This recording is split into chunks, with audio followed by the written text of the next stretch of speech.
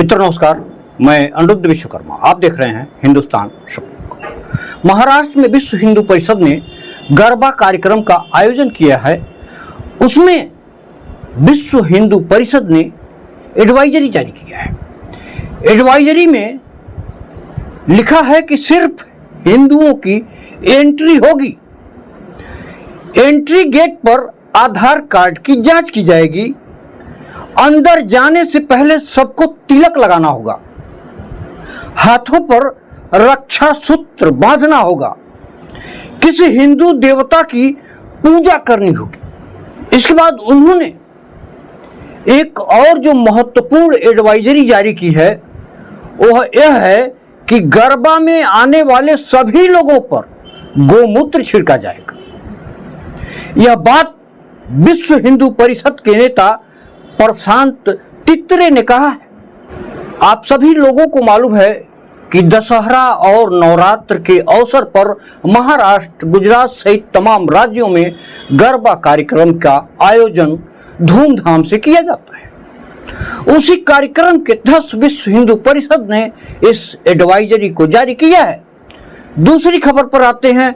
दूसरी खबर है भगवान विष्णु को लेकर के भारत के चीफ जस्टिस गवई ने टिप्पणी किया है। वह टिप्पणी कुछ लोगों को अच्छा लग रहा है, कुछ लोगों को बुरा लग रहा है। उनके समर्थन में कुछ लोग आ रहे हैं, कुछ लोग उनके अपोजिट जा रहे हैं। वहीं यति नरसिंहानंद गिरी, जिनके बयान हमेशा विवादों में रहे,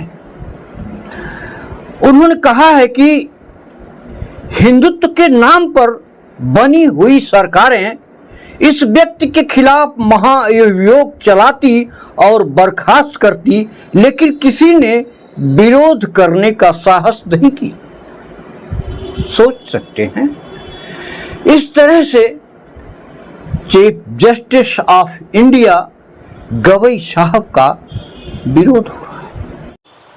हमारे भारत की संवैधानिक संस्था, सबसे मान्यता प्राप्त और सबसे सर्वोच्च संस्था सर्वोच्च न्यायालय, और सर्वोच्च न्यायालय के न्यायाधीश, मुख्य न्यायाधीश, उन्होंने जो भगवान विष्णु के बारे में बोला, इसका अर्थ यह है कि भारत अब धर्मनिरपेक्ष देश नहीं रह गया है।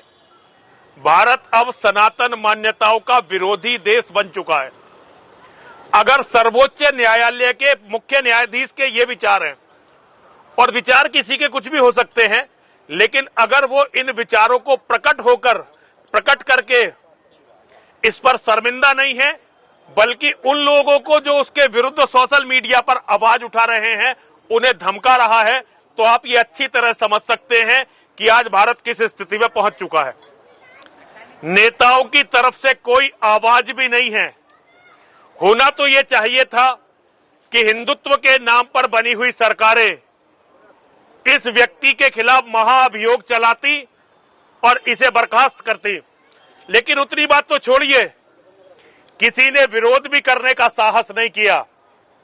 चलिए मैं नेताओं को भी छोड़ देता हूं, लेकिन भारत में लाखों की तादाद में सन्यासी हैं। कुछ शैव सन्यासी हैं, कुछ वैष्णव सन्यासी हैं, और लाखों की तादाद में कथावाचक हैं जो भगवान विष्णु के अवतार, भगवान राम की, भगवान श्री कृष्ण की कथाओं को बाँच कर करोड़पति और अरबपति बने हुए हैं। मैं उन सभी के चरणों में अनुरोध करता हूं, भगवान का ये अपमान, वो भी मुख्य न्यायाधीश के द्वारा, आप लोग इसे सहन कैसे कर रहे हैं? क्या इसका अर्थ ये नहीं है कि आपके लिए केवल भगवान विष्णु केवल धन उपार्जन का साधन है? आपकी कोई आस्था, कोई श्रद्धा आपके भगवान में नहीं है?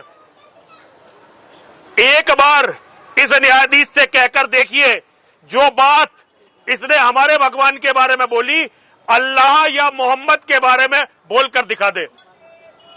जीसस क्राइस्ट और उसके गॉड के बारे में बोल के दिखा दे।